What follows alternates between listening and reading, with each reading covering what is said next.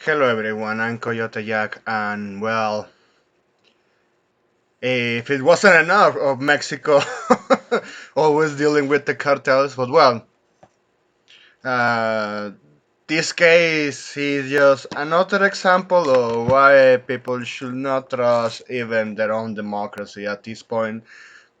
So there's been a literal bloodbath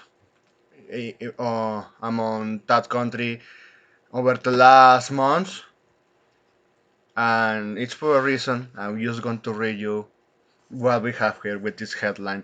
Mayoral candidate assassinated and another wounded during 24 spree of violence ahead of Mexican elections. Mayoral candidate Ricardo Arizmendi was shot dead at Morelos Market Tuesday.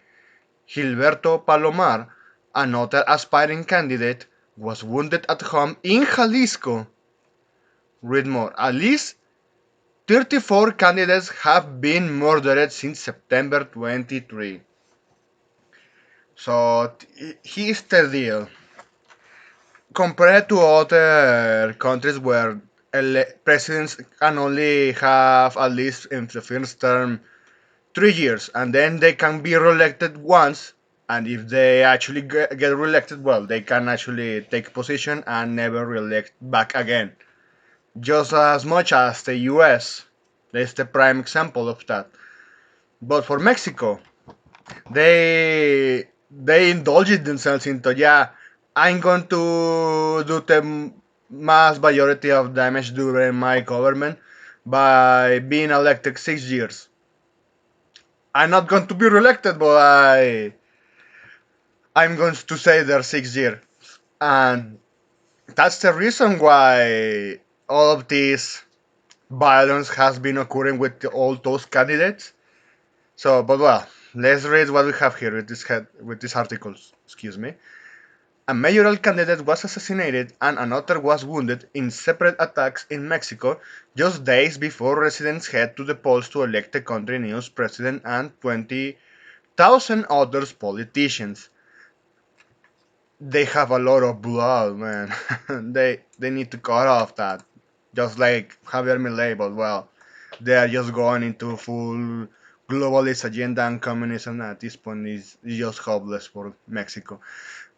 Ricardo Arizmendi, who was running for mayor of Cautla in the central state of Morelos, was shot at a market by two men aboard a motorcycle on Tuesday. A woman was also wounded in the attack. And there is a video of that, man. They were recording that shit. Gilberto Palomar, who seeks the mayor seat of Encarnacion de Diaz in the western state of Jalisco, and two of his staffers were wounded in a shooting at his home while they were wrapping up his campaign, according to the state security coordinator Ricardo Sanchez. The shootings came less than 24 hours after Ruben Cruz, who is seeking to become mayor of Huexpoxta in state of Mexico, came under fire as he was approaching his home. "A rat beat at my home, they shot us. We were arriving with the staff, with friends," Cross told reporters Tuesday. "They shot us. What we did was run and get in. We got scared."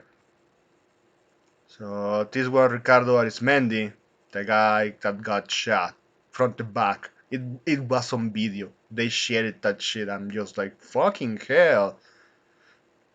It just in an instant they came behind his back, recording it, and then just a shot. And then to avoid being arrested, of course, they started shooting the people. That's how fucking cartels criminals are in that country.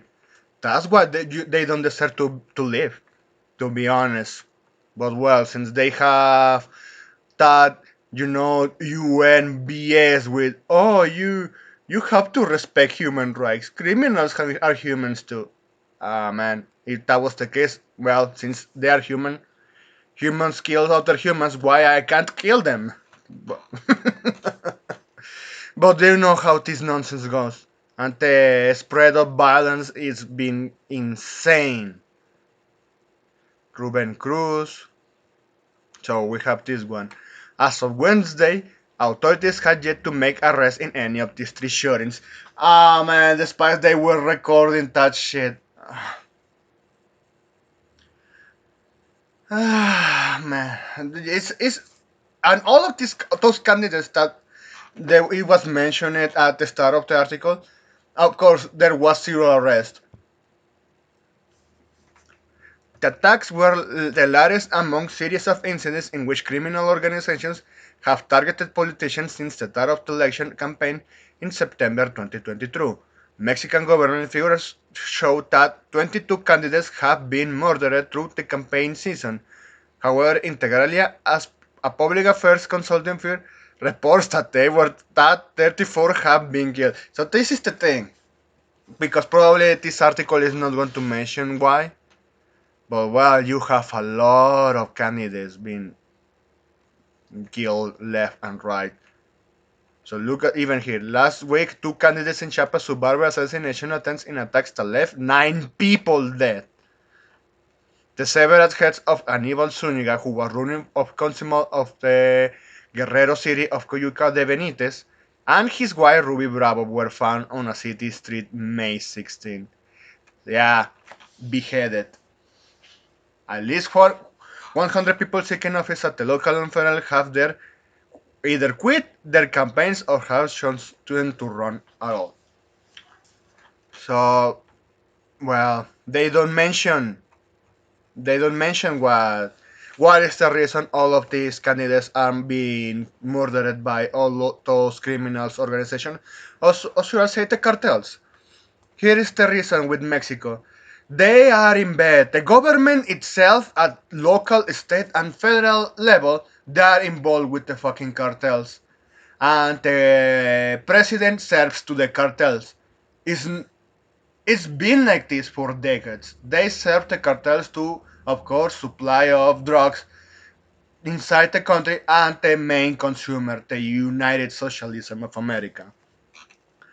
So, what they don't tell you is they there are a lot of candidates being murdered from different political parties, because at the same time, just as mentioned, the government to be elected they choose a political party, and those political parties are involved with the cartels. They are in bed. They are their horse. So since now elections are near, and now with the globalist agenda, BlackRock came to Mexico and they offered insane amounts of money to spread the 2030 agenda.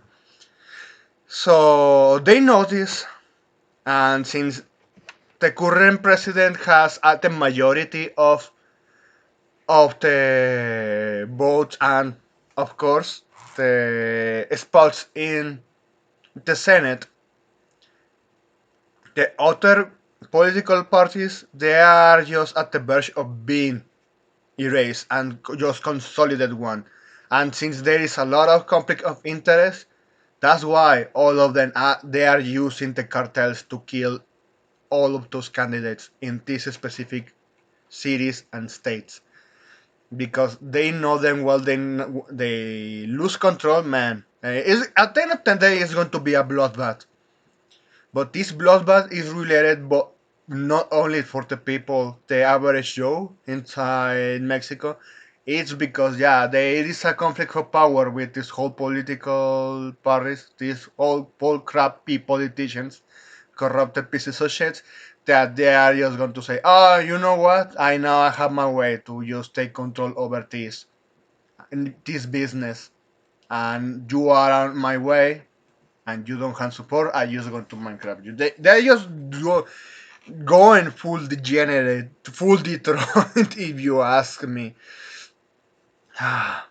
But well, just to say this, he many of those positions of murdered people, or so excuse me, or murdered people who do not want to be included on the list due to threats are later occupied by members of criminal networks who infiltrate the list with their candidates and candidacies that I described in Mafiocratic books. Oh well, also you mentioned it. Excuse me.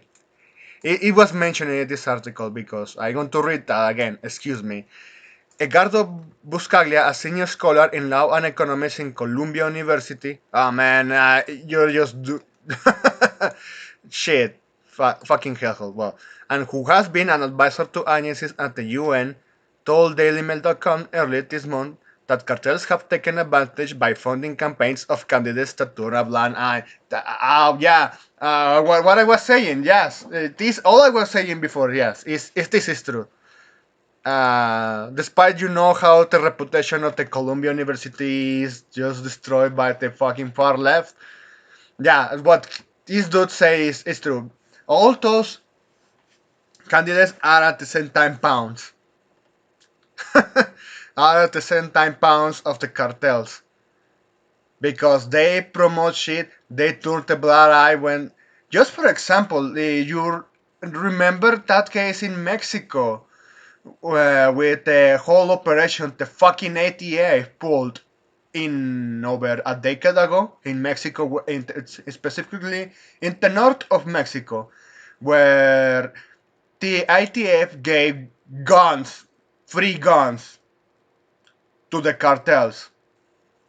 And there was an insane spread of violence to the point that they even turned it into a ghost town, a city, because they killed all of their citizens.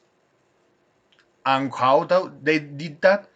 Because, well, someone inside the local police just where it was an infiltrated from the cartels and said the info that yeah, the ATF did that. They gave us those guns, and they are going to poorly track us.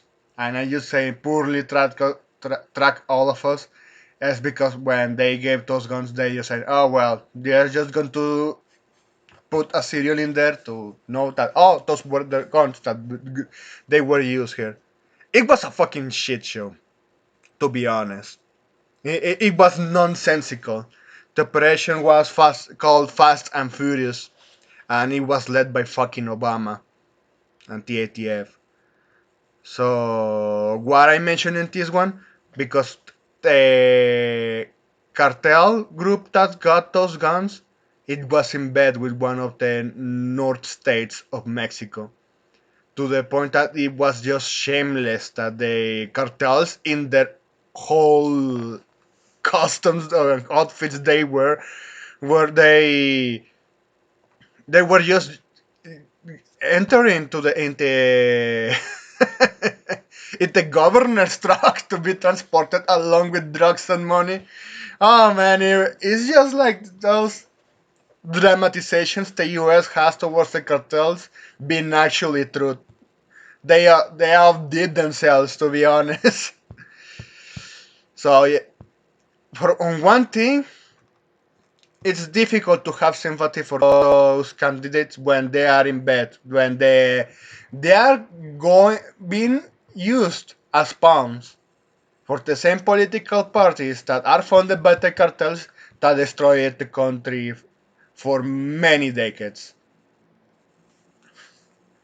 So, just to end you with this one, honest people who want to participate in politics, no, that's false.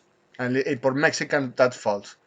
The only way a honest politician can actually participate is to them to go to a political party and just get covered in shit. Because if you are clean, they are not going to let you participate. That's how the perfect dictatorship I have to say is how it's actually working nowadays. Cannot present themselves to fear of being murdered. Many of those positions of murdered people are people who do not want to be included on the list due to the threats, are later occupied by members of criminal networks who infiltrate into the list. Yeah, we read that. He cautioned that this is made possible because the Mexican government does not have the institutional controls that function to prevent dirty money from buying candidates or from candidates not being audited of their assets. The first one is just is lame because it doesn't matter the country. Whole Latin America, I have to say, not only Mexico is having the same fucking issue. They they can't prevent the dirty money, but sure they flat out not audit the assets. and they approved laws to protect state assets when they are questioning, hey, where do you get that money? You are just engaging in political prosecution, and the area is a fucking circus at this point. Just as much as the U.S. condemning Donald Trump in a far left state with a judge installed by George Soros, but well, George Soros is going to have their way in Mexico. I can bet you on that. And this violence is just the the bread of every day. Thanks for watching, and I hope you have a pretty good day.